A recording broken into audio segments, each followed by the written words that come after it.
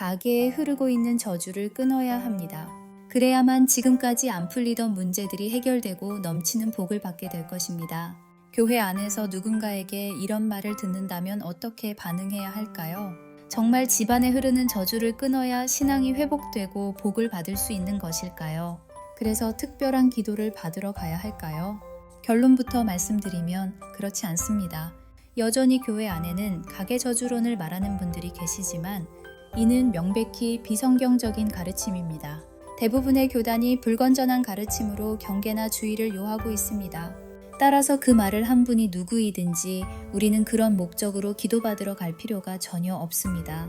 가계 저주론이란 우리 조상이 범한 죄의 저주가 가계를 타고 흐르며 질병, 가난, 사고 등을 일으킨다는 주장입니다. 여기서 가장 큰 문제는 이 저주가 예수님을 믿어도 끊어지지 않는다고 말하는 점입니다. 알코올 중독, 도박, 이혼, 질병, 자녀 문제 등이 모두 조상의 죄 때문이며 거듭난 그리스도인이라도 별도로 이 저주를 끊는 기도를 해야 한다고 주장합니다.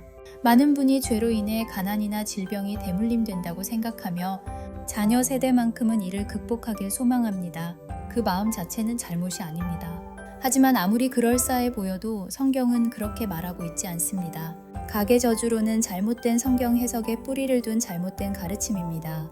대표적인 오해 중 하나가 아버지가 신포도를 먹었으므로 그의 아들의 이가 시다라는 에스겔 18장 2절의 속담입니다. 가계 저주론자들은 이 구절을 근거로 아버지의 죄가 자녀에게 임한다고 주장합니다. 하지만 이는 성경을 부분적으로만 인용한 것입니다. 에스겔 선지자는 오히려 이 속담을 쓰는 것을 금하며 범죄하는 그 영혼이 그 죄로 인하여 죽으리라 라고 매우 분명하게 가르칩니다.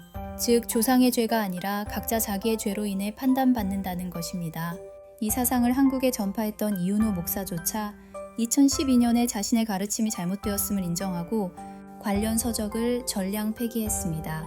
이단으로 정죄받았던 당사자도 비성경적임을 시인한 것인데 안타깝게도 현장에서는 여전히 이 사상이 사라지지 않고 있습니다. 그렇다면 10계명에 나오는 아버지로부터 아들에게 3, 4대까지 죄를 갚는다는 말씀은 어떻게 이해해야 할까요? 출애굽기 20장 5절의 이 말씀은 우상 숭배에 대한 하나님의 엄중한 경고입니다. 하지만 우리는 바로 뒤에 나오는 6절에 더 집중해야 합니다. 하나님을 사랑하고 계명을 지키는 자에게는 1000대까지 은혜를 베푸신다고 약속하셨기 때문입니다. 3, 4대와 1000대를 나란히 둔 것은 하나님의 은혜가 저주보다 비교할 수 없을 만큼 크다는 것을 강조하는 평행 구조입니다. 3, 4대까지 죄를 갚으시는 것이 하나님의 공의라면 1000대까지 은혜를 베푸시는 것은 그 공의를 뛰어넘는 하나님의 극진한 사랑입니다. 예수님께서도 나면서부터 맹인된 사람을 보시고 그것이 본인의 죄나 부모의 죄 때문이 아니라 하나님이 하시는 일을 나타내고자 하심이라고 가르치셨습니다. 가계 저주로는 성경적이지 않은 이교적인 사상입니다. 우리는 그런 기도를 할 필요도 받을 필요도 없습니다. 오직 성경 위에 굳게 서서 의심하지 말고 오직 하나님께 기도하며 주님이 주시는 참된 복을 누리시길 소망합니다.